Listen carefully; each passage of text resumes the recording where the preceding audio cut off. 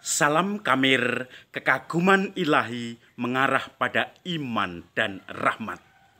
Saudara-saudari yang terkasih, maaf renungan Kamir hari ini agak terlambat karena tadi malam saya dalam perjalanan ke Jogja dari Pemalang untuk hari ini merupakan 100 hari dipanggil Bapak saya menghadap Tuhan dan saya nanti sore misa untuk peringatan 100 hari Bapak saya itu.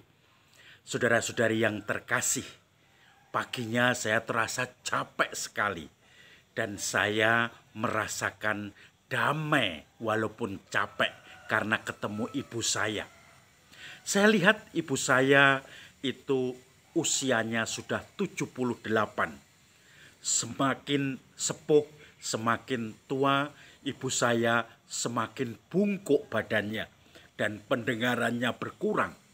Badannya sudah semakin membungkuk. Kemudian saya merasa kasihan bagaimana masih bekerja keras karena tinggal sendiri di rumah. Masih membersihkan rumah kalau bangun 3:30 pagi. Kemudian merebus air panas, membuat minuman. Dan setelah itu olahraga walaupun di dalam rumah lari-lari sampai keringatan. Begitu selesai duduk sambil istirahat minum teh tadi atau minum susu yang sudah dibuat sambil keringatnya supaya kering dan mulai berdoa. Dan dalam doa itu dia mendoakan anak-anaknya termasuk saya. Dan setelah itu baru mandi ibu saya. Dan semakin bungkuk. Mungkin waktu kecil bayi itu anak kecil semakin tumbuh tegap. Ketika bentara atau anak muda itu tegap-tegapnya. Semakin tua semakin layu, membungkuk. Saya pun merasa saya pun semakin membungkuk sekarang. Saudara-saudari yang terkasih, saya teringat Injil hari ini. Yesus pada hari Sabat melihat seorang ibu yang bungkuk, tetapi bungkuknya lain ini sudah berpuluh-puluh tahun membungkuk karena kerasukan setan. Dan dia selalu menderita dan kemudian dia seakan-akan bebannya berat, hidupnya terasa berat, mukanya juga membawa beban. Maka pada hari Sabat itu, walaupun hari Sabat, Yesus melihat di rumah ibadat ibu itu. Ibu itu rajin walaupun bungkuk, berat beban hidupnya, tetap ke rumah ibadat. Maka Yesus memanggil dia dan mengusir setan itu. Seketika bungkuknya hilang, ibu itu berjalan tegap lagi.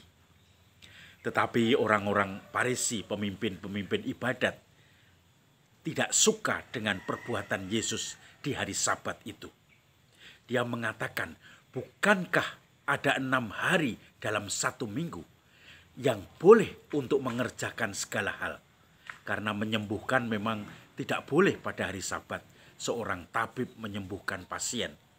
Tetapi Yesus menyembuhkan hanya dengan satu kata, sembuhlah. Dan ibu itu pun sembuh.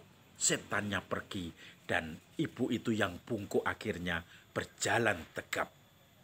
Saudara-saudari yang terkasih, setelah disembuhkan, ada 2 ekspresi wajah yang bisa kita perhatikan kalau kita berkontemplasi. Seorang ibu, walaupun hari Sabat, disembuhkan, dia merasa girang, merasa penuh dengan syukur dan kegembiraan. Karena penyakitnya yang sudah berpuluh-puluh tahun itu disembuhkan oleh Yesus. Beban hidupnya diangkat dan dia merasakan kegembiraan. Dia menceritakan itu kepada siapapun karena penuh kegembiraan. Hidupnya yang tadinya penuh beban menjadi penuh syukur. Tetapi di sisi lain coba lihat bagaimana pemimpin ibadat itu. Dia selalu komplain, marah, menghakimi, merasa benar sendiri. Dan orang lain yang disembuhkan itu pun disalahkan. Apalagi Yesus yang menyembuhkan. itu juga disalahkan. Jelas-jelas dia salah karena melanggar perintah Sabat. Maka kita bisa melihat buah-buah orang yang terberkati, orang yang tersembuhkan. Hidup penuh gairah, kegembiraan, penuh dengan pewartaan karena menceritakan telah disembuhkan oleh Yesus. Maka syukur selalu ada dalam hidupnya.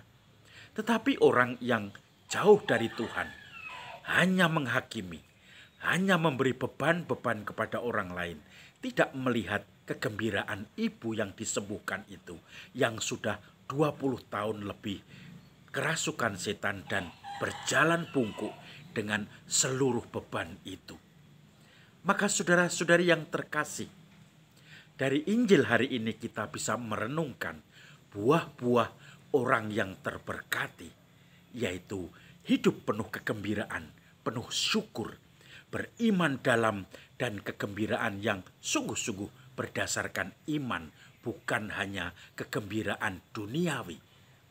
Maka pertanyaannya, apakah kita menghadapi hidup ini sudah dengan penuh syukur, penuh kegembiraan, penuh dengan segala usaha untuk mewartakan apa yang telah diperbuat Tuhan bagi kita?